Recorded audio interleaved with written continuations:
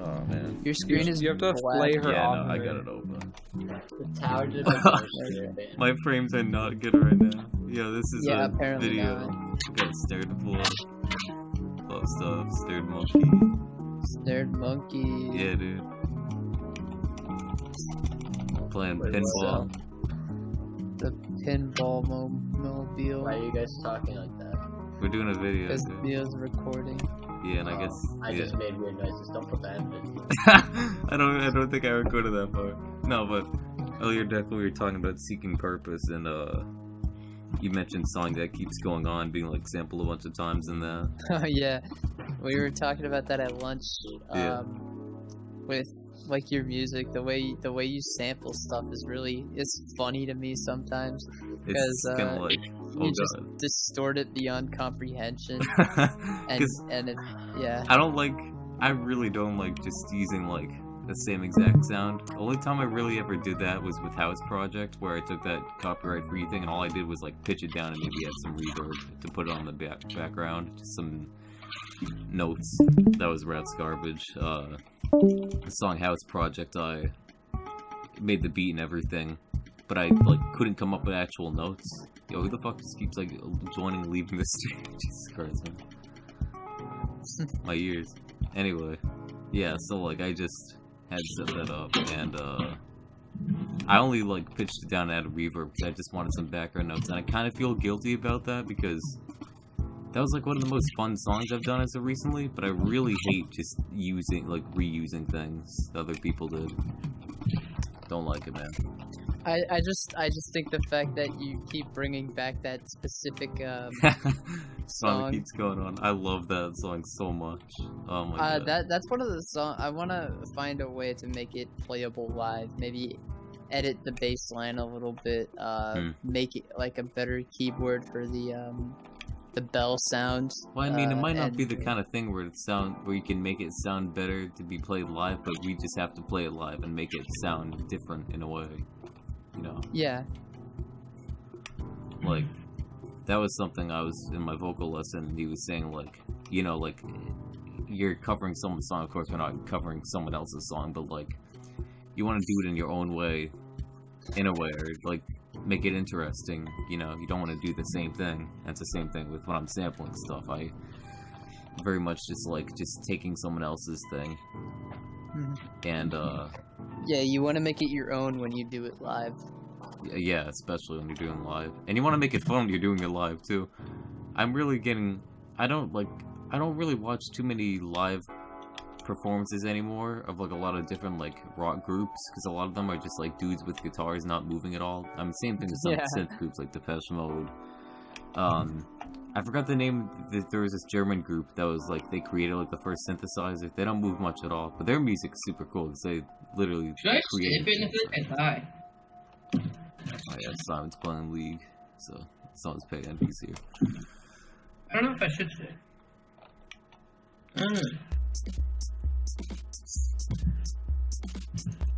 Dude, I'm hitting the... Let's hit the Okay. jackpot. Oh, wait, I did. Yo, that's perfect.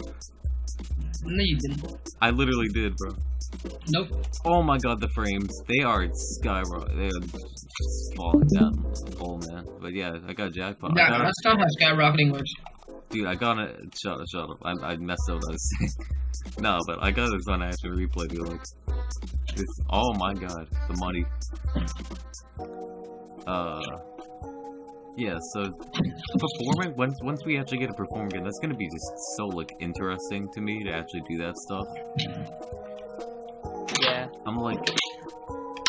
I'm curious if I'd want to just throw vocals over a bunch of our songs just for, like, live stuff. Wow, that was really stupid of me. Anyways. Yeah, I think, you know, that's kind of like what I did with the song that keeps going on freestyle, except that was just me recording random trash one day. Yeah. Literally, the song that keeps going on freestyle, I just turned on my microphone and said whatever came in my head. And, that took 2 attempts, so I tried it once, and I only lasted like 20 seconds, and I messed up really bad, so I tried it again. But, yeah, like, I'm not sure, like, what we're thinking about for, like, if we were ever gonna do, like, another Snared Fluff album. I haven't really been No, he's on too one much. I'm probably not gonna do another Flufstuf album again. I wanted to kind of finish that off.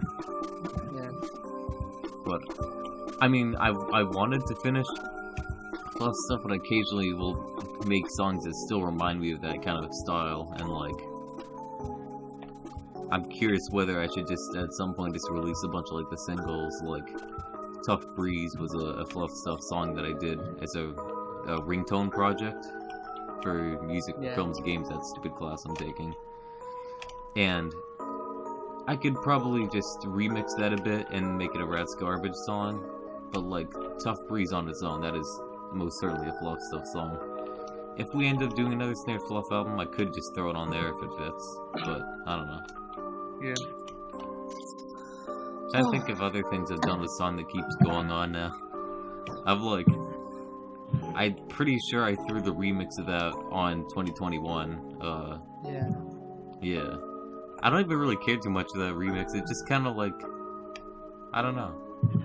I enjoyed Song That Keeps Going so much because like just how the bass goes with the drums and stuff just has such like a good feel to it.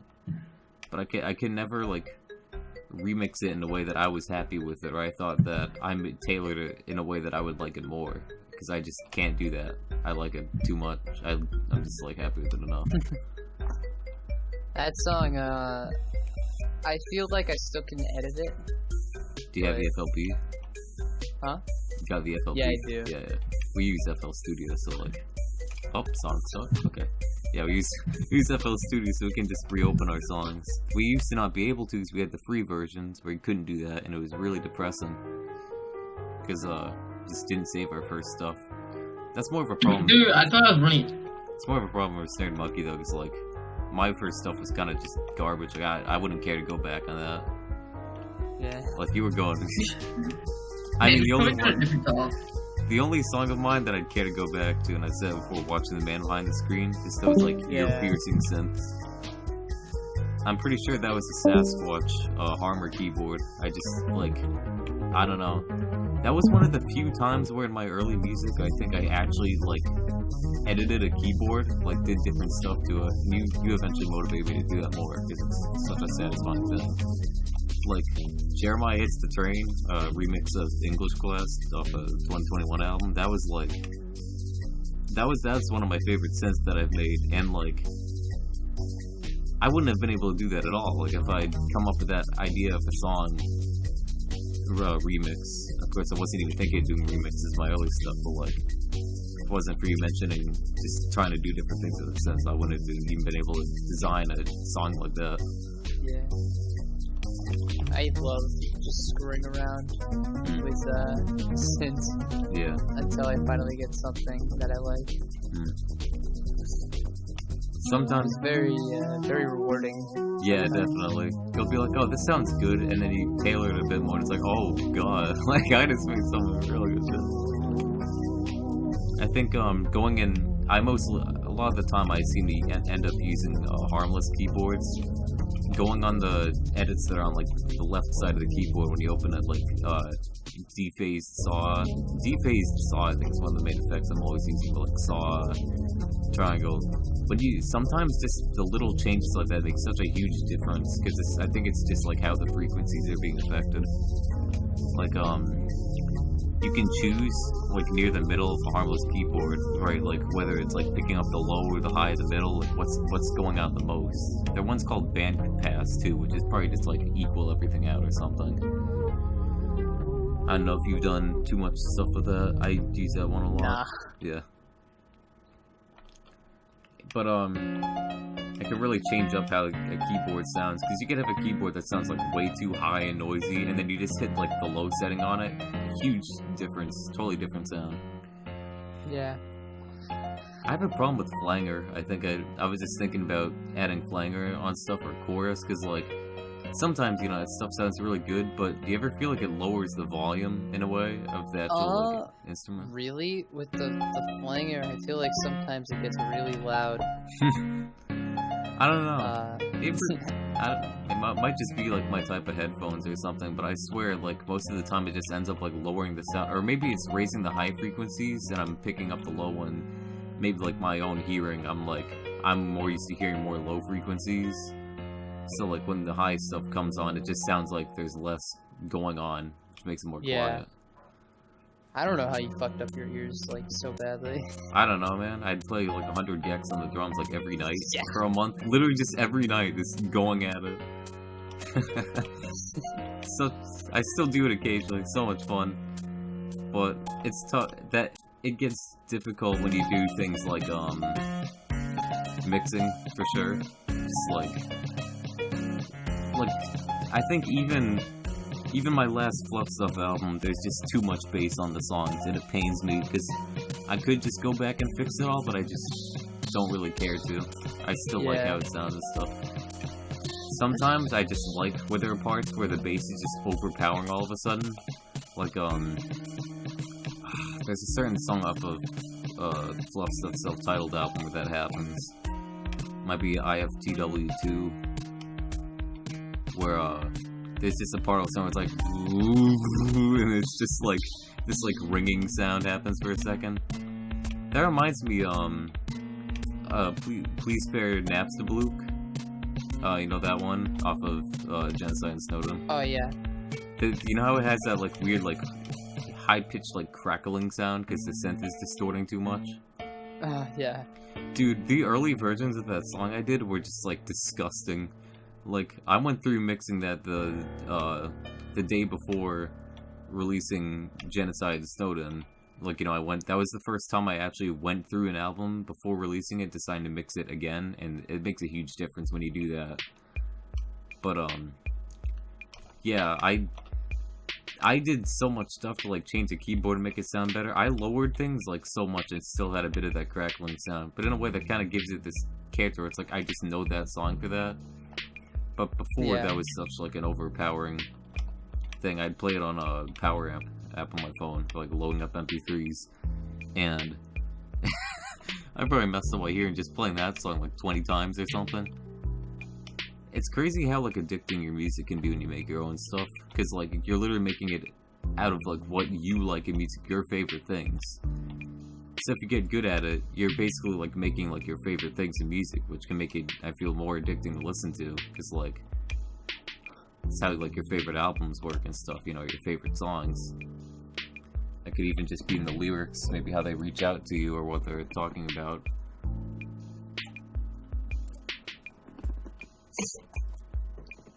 I think I played Fuck Honda on my phone like 50 times or 60 times. That was such a funny thing because we made that song in like 5 minutes and it's like a 20-second song. Oh, I was about to say Sonic just fucking clipped in the rail there. That would not have been nice. But, yeah, Fuck Honda, that song, like, you played the Honda jingle. Honda sucks. Yeah. I wonder if I tried that song again, if it would sound better. Not that I really want it to be better, because it's just fun how bad it is in a way, but also, like, good. Like, I love the song. It's just, I literally recorded on my webcam mic. I'm using my Blue Yeti mic right now, so it actually sounds, like, somewhat good and decent. On Discord, it probably still sounds like my webcam mic like total shit, but I recorded the Fuck Honda on my webcam mic. So, it has this weird, really compressed sound. Like, I would say lo-fi, but not really, because most lo-fi music is actually mixed. That wasn't. It makes such a difference to any music when you actually mix it. I didn't mix my music for, like, what, like a year or something? Hey, Simon. Hi. Yeah, so, I mean, I didn't really mix my music for a while, and it's funny because I wonder if by lowering the high, once I started learning how to mix stuff, I wonder if by lowering the high frequencies, I ended up making the low frequencies stick out more, which is why a lot of the time on newer stuff before I started mixing the bass, if in a way, wow, no jackpot, that was awful. I wonder if in a way that makes the bass stand out more than before, and if in my earlier music the bass didn't stick out as much, because at least in a way everything was somewhat balanced, but like even though it was too loud, the high frequencies might have taken over, or like overdid the bass a bit, so then there wasn't as much. because like I put a couple of my albums on CD and stuff, and it's just playing it on my stereo. There's just too much bass on it. Like I played through Genocide and Snowden, and I had to keep jumping over to adjust the volume knob because it just wasn't done right, and I didn't. Something I should have done was throw in an MP3 gain anyways. Software for like it balances out the volume of like you can throw a bunch of songs into it. It'll balance it all into the same level of volume. Oh wow, jackpot! That's nice. My frames are about to drop like by 20. The only thing that I wish I knew was how to save songs as FLPs, because there's so many things I wish I could go back to change. Boss song, wasn't it called something? Yeah, that was a really big one. Yes, as well. Basically everything off the first album I made, because I really liked it. Yeah. But like, there's so much I could change. Skunk Whiplash is just such like a classic album you did. Especially the first song, another funk song, right? That's the first. Yeah. Another funk song. I just love the chords in that, and it's crazy how like you were just so far ahead in like how you like produced your stuff, like. Your songs, I could probably throw them on CD. I wouldn't even have to MP3 gain it. It would just be perfect. Well, that was because I don't know. Like, I didn't even fuck around with any of the, like, actual stuff that I wanted to, you know? Like, the stuff that I do now, I don't even, like, it wasn't even the same as, back then, because I didn't know how to mix at all. Like, I didn't even know the mixing tab was a thing. I was just putting the instruments down and putting it together like it was a puzzle. Did you like try lowering the volume of stuff? Like, yeah. Because I think I would do a little bit of that. Like, you know, you click on like an audio clip or something, can change the volume. But dude, I didn't even know you could make automation clips of the volume knob and the panning knob. Like just right clicking on that stuff. Oh yeah. And that is such like an important thing to know at a certain point, because you can do so much with songs or make certain instruments so much more interesting by doing that. Like something I'll always enjoy doing is like making a certain hi-hat or something. Oh god damn it, I just lost a lot. But making a certain hi-hat pan from left to right over time, and I'm pretty sure you were doing that for a long ass time. I remember a lot of songs I'd open actually the another funk song I used the tempo shift at the end of the song. And then I also made it fade off with the thing. I think that was like the first song I ever did that on. Dude, I still forget to do that with the tempo, where you can do the automation clip. There's probably a few songs where I would like to do that. There was one song I made that was called like Drank Too Much Dr. Pepper or something, like just some weird demo. Yeah. And that one, it went from like 100 beats per measure to like 60 and then like 200 and then 130. But what's not good about that is I wasn't using an automation clip. I was hitting the record everything button and then just adjusting the tempo. So it's off time and it's just random. So it makes for this really chaotic, confusing song. Like, that's something else about making my own music that's so tough to understand once you actually finish like an album or something, because you get such like an understanding of your own music. I feel like, you know, like you're comfortable hearing. But if you did some like really weird shit on a song, like someone else plays that and they might be like immediately turned off by that. Oh my god, what is this? You know, click next track. Like, I feel like in a way, if you want to get a bunch of plays and stuff, you kind of have to have an understanding of that, maybe, or not. I remember something JPEG Mafia mentioned with his own music was like, people had always used to go like for years saying like, oh, your beats are so weird, like nobody's gonna listen to this. And then his album Veteran was like such like a huge like success for him. I mean, it's not like huge. It's not gonna reach mainstream. Yeah, but, like it's still like gonna be popular. Somewhat. 1539 and Calvert, that's the first song off of Veteran. That's probably got like 16 million plays, I think. Same with Bald. I think Bald got like 6 or 16 million plays. That is one of my like favorite songs of 2020. I love that song, and I think he just sampled like some like weird racing game or something. Like he literally just took the melody from it and a little bit of the drums and put a bit of his own drums over it and then rapped over it, kind of like what I do with House Project. Which I originally found kind of disappointing because I thought he came up with that whole melody and I thought it was amazing. But it's still cool how he took that and kind of changed the mood in a way and put his own character into it. And I still appreciate that, I think. Or can find appreciation in that. It wasn't like he just took the whole beat and then just tried rapping over it. No character, no interesting lyrics or nothing. You know? I'm not gonna... I mentioned Void Can't Sleep so much because it pains me. Void Can't Sleep. Cool name, at least. I always remember that name. Yeah. It's really edgy, but it's fine. I think you're... Never mind. I was gonna say something. Nah. It's because of like a username. You know our username? I don't know if I should mention that or not. That matters. Oh, what's this? But I guess it's edgy. I didn't even really think of it like that, but yeah. I guess it depends. If his music is really edgy, then it's perfect in that way, you know? Like, if it's what you want to achieve, at least you want to make it look like, you know what your music is. And by having an understanding of that, you can maybe be more proud of it, or have, like, you can be more, like, it just, I think it, what's the word?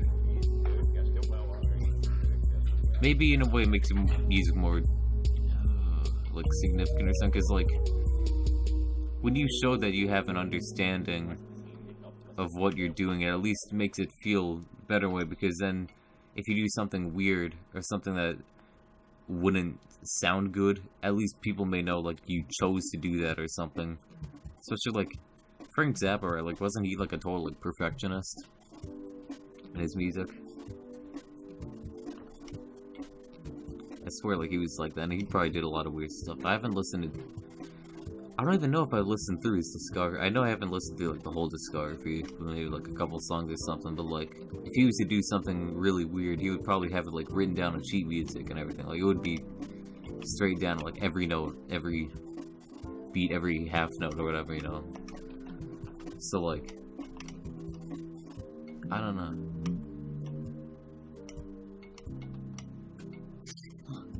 It's just kind of a...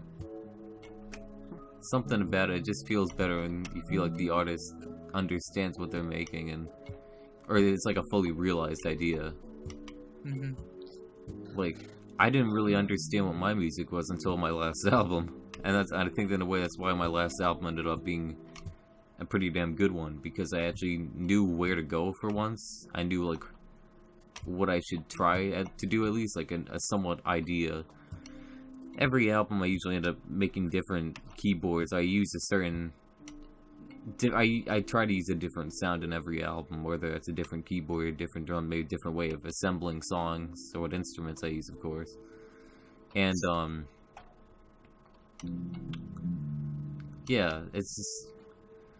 I think by realizing what worked in my own music and what I liked doing, and what most of my music was kind of based around, it made the last album feel a lot better. It's probably still not even my most favorite album, because I just... Drowning in Waterfall is one of my favorites, for sure. And that, like... I couldn't replicate that again, because, like, I'll just think about it too much, or I'll be like... It's just like you think about it too much, or... I feel like there would be too much pressure for me to think, like, to make such a good album again, because when I made that album, I didn't, like, have any expectations. That might have even made it better in a way, because, like, Seeking Purpose, I really enjoyed making that EP, and that was such a cool sounding album. Oh wow, this song actually just gets stuck. Nope. Okay.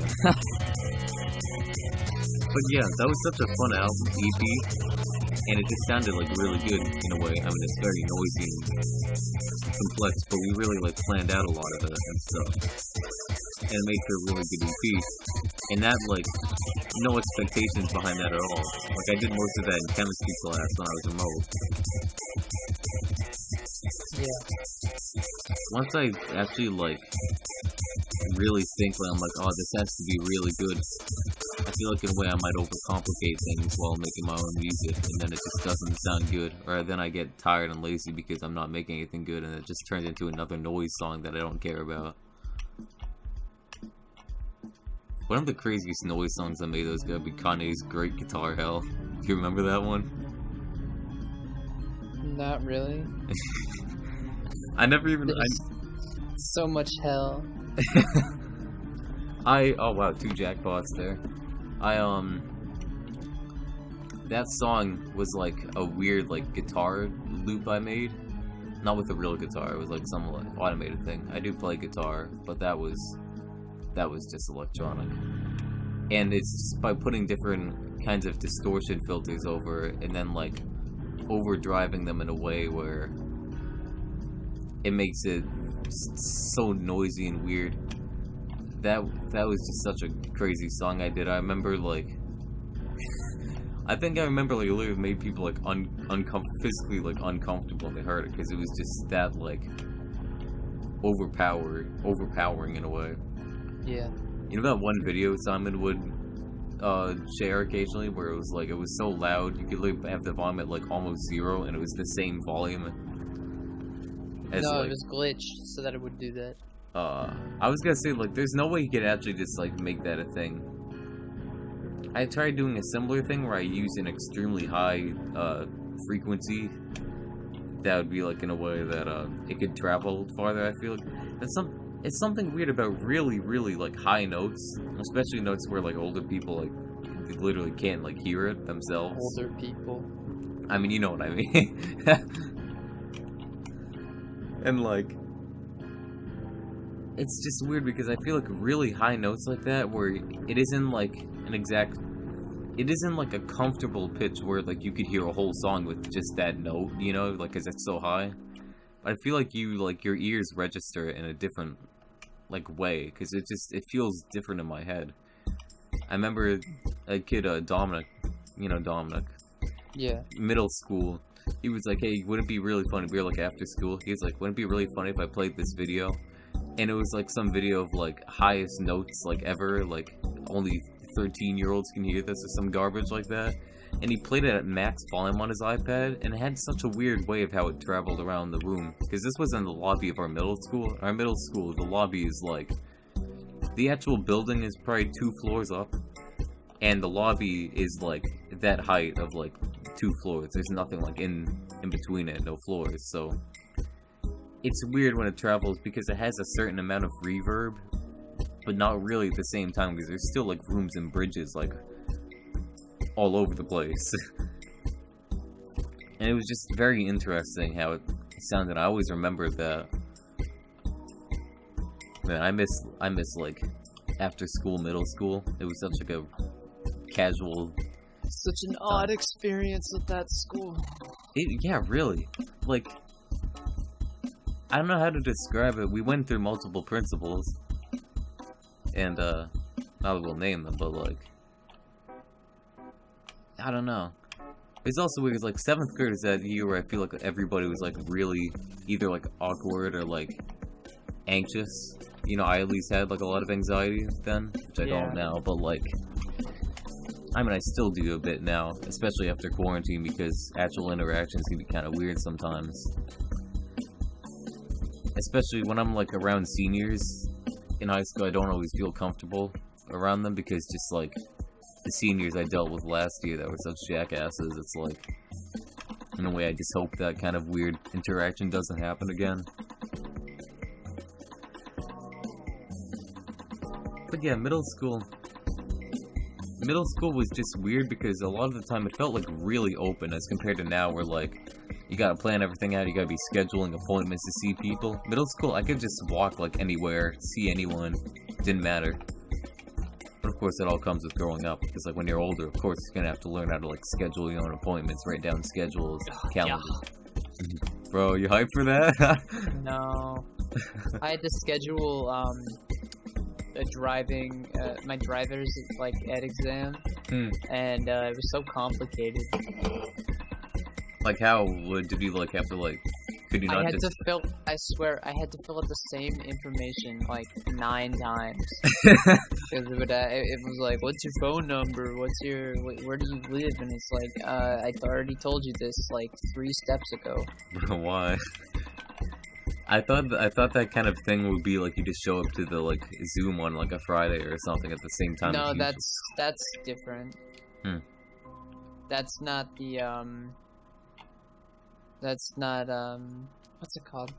That was the other actual driver's ed, but like you have to take like the driving exam to get your learner's permit, and then like 6 months after your learner's permit, you can get your license. So when you get your learner's permit, is there anything you can actually do with the car? Learner's permit, you can drive around with your family. And no friends, I don't think. I think that's like illegal or something. Probably arrest you. Well, they just like see you in your car and just be like, "Yep, that's definitely that kid's not ready." No. I mean, if you look super young, then probably. Yeah, but they probably pull you over and ask for like identification. But, and like, then you're like, "Oh, bottom shit." line is, if you are driving with friends and you're caught, I think you just get like set back. Like, I don't know how. I think they take away your learner's permit. Yeah, I figured it'd probably something like that. Dude, losing your driver's license, like getting that suspended or something would suck. You probably have to do so much stuff to get it back. Well, yeah, that's why I think some people like had to retake speed driving thing. Like that means you have to be in a fucking Zoom call with like a bunch of 13-year-olds. Or what about if you had to do it in real life, bro? Yeah, that might be like, I don't know. I don't know, man.